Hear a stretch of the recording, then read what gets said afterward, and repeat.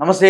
నేను మీ Gopi. Welcome back to our channel. ఈరోజు మనతో వచ్చేసరికి సీనియర్ జర్నలిస్ట్ జగదేవ్ గారు ఉన్నారు. సార్ నమస్తే సార్. నమస్తే. సార్, కూటమి నేతలు టీడీపీ, జనసేన, బీజేపీ వాళ్ళకి సంధి కుదరట్లేదని, అదేవిధంగా జనసేన పార్టీలో ఉన్న ఒక ముఖ్యమైన నాయకులు చెప్పుకోవచ్చు. జనసేన పార్టీ స్టేట్ సెక్రటరీ బుల్సిటి సత్యనారాయణ గారు ఏమన్నారంటే, మరలా ఒకసారి పునరాలోచించుకోండి, వైజాగ్ అయితే క్యాపిటల్గా బెటర్ ఉంటుంది, అమరావతి అయితే మళ్ళీ దాన్ని అభివృద్ధి చేసి లక్షల కోట్లు దాని మీద పెట్టుబడి పెట్టి ఇదంతా చాలా టైం పట్టిద్ది, వైజాగ్ అయితే బెటర్ అని ఆయన ఉద్దేశంతో చెప్తున్నాడు. సో దాని గురించి మీరు ఎలా చేస్తారు?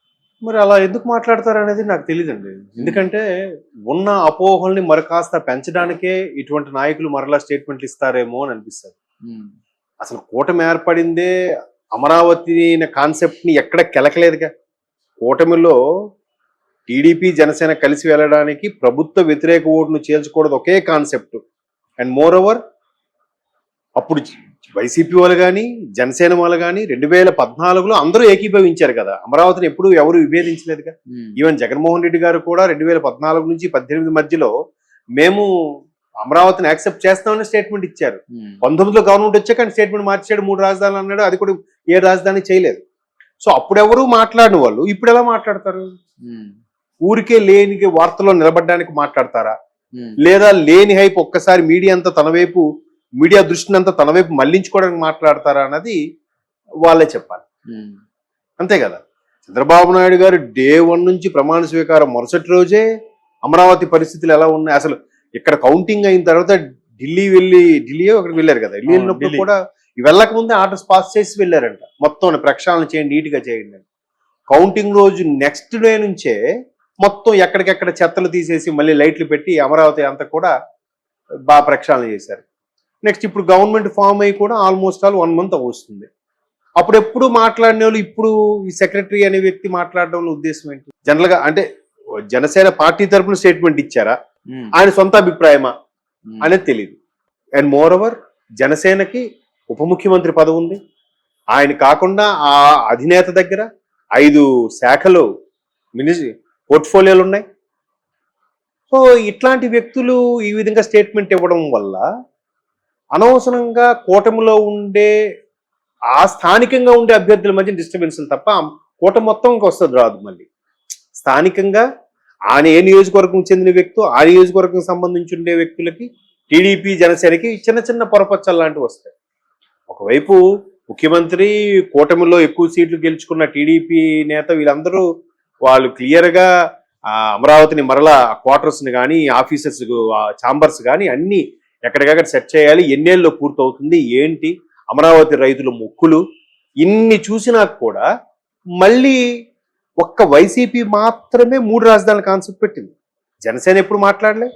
గడిచిన 5-10 ఏళ్లలో జనసేన ఎప్పుడైనా మాట్లాడిందా? మాట్లాడలేదు.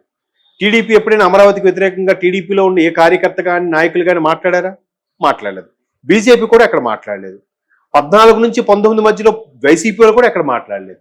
19 తర్వాత ఊరికే బాబు గారు చెప్పింది ఏది ఉంచకూడదన్న కాన్సెప్టో, లేదంటే మేము కొత్తగా మా పంథాలో పరిపాలిస్తామన్న ఉద్దేశంతోనో జగన్మోహన్ రెడ్డి గారు అసలు దాన్ని పూర్తిగా పిడిచిపెట్టేలా చేశారు. ఎవరు అమరావతిని వ్యతిరేకించారు. ఇప్పుడు ఇలా మాట్లాడడం, పునరాలోచించుకోండి అని సజెస్ట్ చేయడం అనేది ఊరికే లేనిపోని అపోహలు క్రియేట్ చేసి కూటమిలో ఉండే పార్టీల మధ్య విభేదాలు సృష్టించడమే తప్ప ఇందులో పెద్దగా ఏమీ లేదు. ఇప్పుడు ఇదే స్టేట్మెంటు పదవిలో ఉన్న వాళ్ళు, లేదంటే కీలకమైన శాఖల్లో ఉన్న వాళ్ళు మాట్లాడారంటే, లేదా అధినేత పవన్ కళ్యాణ్ మాట్లాడారంటే మనం ఆలోచించాలి.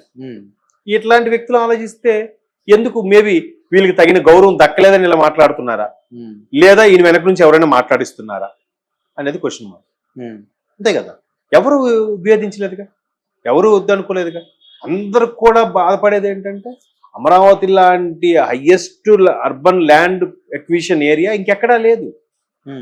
ఇప్పుడు ఎక్కడ తీసుకొస్తారు? వైజాగ్ ఉన్నది చేసి వచ్చు కదంటే ఎక్కడ చేస్తారండి? ఏం చేస్తారండి? అంటే ఆ ఏదైతే ఋషికొండ కాలేజ్ని గుండు కొట్టించి ప్యాలెస్ చేస్తారో దాని వరకు చేస్తారు, ఓకే. అందులో ఎన్ని ఉన్నాయి ఛాంబర్స్, ఎన్ని శాఖల వరకు అకామిడేట్ చేయగలుగుతారు, ఆ ఉద్యోగులకి, క్వార్టర్స్కి, లేదంటే హైర్ ఆఫీసులు ఉండడానికి ఇవన్నీ ఇంకెక్కడ ఉన్నాయి? ఎక్కడ ప్లేస్ ఉంది? ఇది ఎక్కడుంది? ఎక్కడో అటు భోగాపురం వైపు ఇంకా అవుట్కట్స్గా వెళ్ళిపోవాలి, ఇటు పెందుర్తి వైపు వెళ్ళిపోవాలి. ఎలా చేస్తారండి? అక్కడికి ఎక్కడికి ట్రాఫిక్లో ఎంత దూరం పడుతుంది? ఒక ఉద్యోగి ఆ శాఖకు సంబంధించిన ఆఫీసు ఆ ఉద్యోగి తాలూకా ఛాంబరు వేరువేరుగా ఉన్నాయనుకోండి, ఏంటి పరిస్థితి? ఎప్పుడు వెళ్తారు? అక్కడ సమీక్ష నిర్వహించి ఇక్కడ రావడానికి ఎంత టైం పడుతుంది? ఇవి కూడా ఆలోచించుకోవాలి కదా. ఒకసారి ఆలోచించుకోండి ఎప్పుడు అయితే బాగుంటుంది అని అంటే, already Vizag well established city. దానికి ప్రకృతి సహజ సిద్ధంగా లేదా దానికి ఈ త్రివిధ దళాలకు సంబంధించి నేవల్ కానీ ఆర్ముడ్ కానీ డిఫెన్స్ సంబంధించిన దళాలు కొన్ని అక్కడ ఉండడం వల్ల, వాళ్ళ క్యాంప్ ఆఫీస్ గానో బేస్మెంట్ గానో పెట్టుకోవడం వల్ల ఆ పరంగా కూడా స్వచ్ఛందంగా అభివృద్ధి చెందిందే తప్ప అది ఎవరు క్రియేట్ చేసిన సిటీ కాదు. సో ఆల్రెడీ ఎస్టాబ్లిష్డ్ సిటీ కాబట్టి ఇప్పుడు కొత్త సిటీలో క్రియేట్ చేస్తే మంచిదిగా.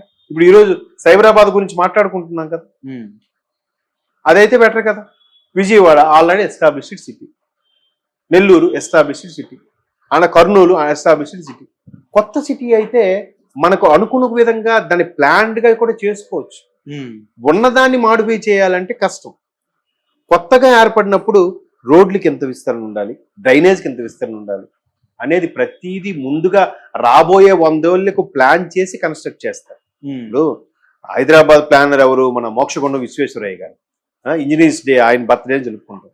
ఆయన రాబోయే 100 ఏళ్లకి హైదరాబాద్ మహానగరంగా విస్తరిస్తే డ్రైనేజ్ ఎట్లా, వాటర్ ఎట్లా అని ఆలోచించి చేశాడంట ఆయన. బట్ ఇప్పటికే ఆయన అప్పటికి ఓకే, ఒక 30 ఏళ్ళు 50 ఏళ్ళ వరకు ఇప్పుడు ఫెయిల్యూర్. అది ఒక విధంగా రోడ్లు ఇరుకైపోయాక డ్రైనేజ్ సిస్టమ్ ఎక్కడికక్కడ రోడ్ల మీద పొంగి పొరులుతుందిగా. ప్రాపర్ సిస్టమ్ ఇంకా లేదని అనడానికి లేదు.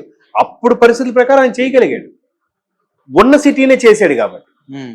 అదే కొత్తగా వచ్చేది అనుకోండి, క్లియర్ కట్గా అన్ని ఎస్టాబ్లిష్ చేసుకోవచ్చు కదా. రాబోయే 100 ఏళ్ళకి ఓకే, ఇప్పుడు రోడ్డే ముందు ఎంత పెట్టుకుంటే, ఇప్పుడు ట్రాఫిక్ లేకపోవచ్చు, ఇంత రోడ్డు 2 వెహికల్స్ వెళ్తున్నాయి, రాబోయే రోజులు ఎంత పెరుగుతుందో దానికి అనుగుణంగా చేసుకోవాలి కదా.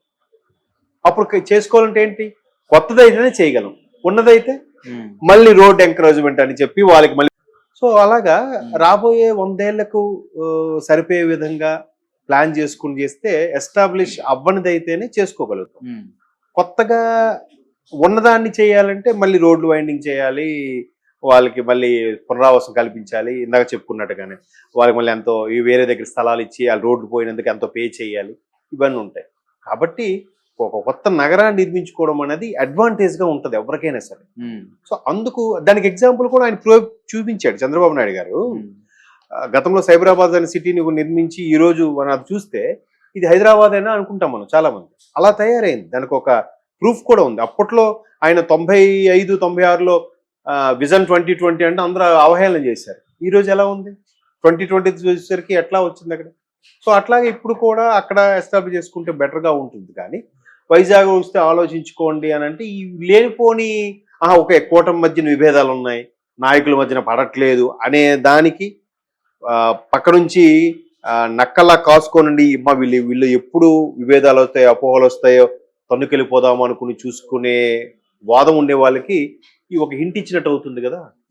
అందుకే ఇలాంటి స్టేట్మెంట్లు ఇవ్వడం అనేది కొంచెం ఆచితూచి ఇవ్వడం బెటర్. ఆయన కూల్గానే చెప్పాడు, ఒకసారి ఆలోచించండి అని చూచాయిగా చెప్పినా కూడా నాకు ఇదైతే బాగుంటుంది.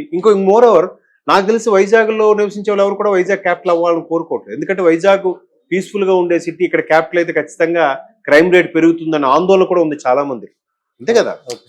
అందువల్ల మరి అలా స్టేట్మెంట్లు ఇచ్చారంటే దీన్ని మరి అధినేత పవన్ కళ్యాణ్ గారు ఖండిస్తారా లేదంటే ఇంకో విధంగా ఎక్స్ప్లెయిన్ చేస్తారో చూడాలి. Okay sir, thank you sir.